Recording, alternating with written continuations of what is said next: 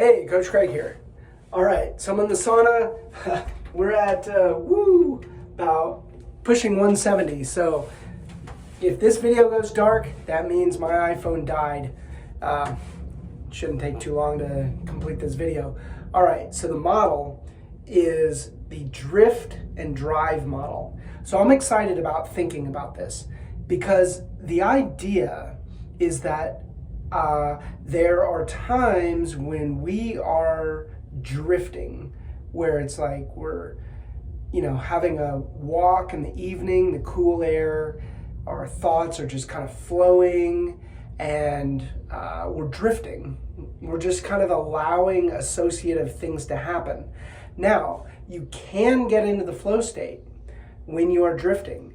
It might be creative writing, it might be just journaling, or things where you're at this, slow, natural pace.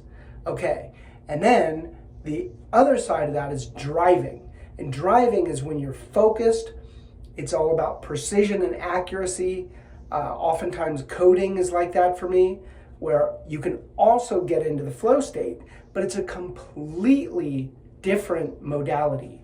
And as a builder, we have to make sure that the activities that we engage in are aligned with our bioenergetics and whether or not we want to be in a drifting mode or a driving mode.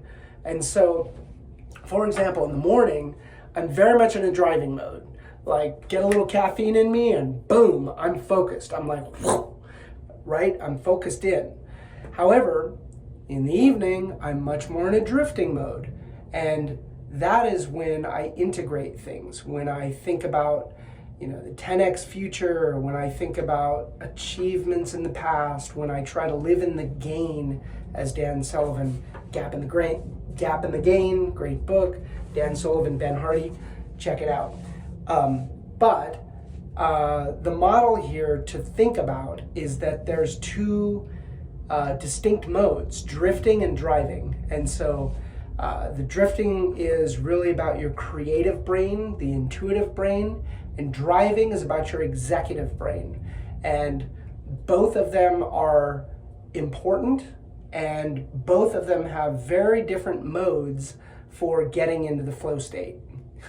All right, my phone didn't melt down. Coach Craig out.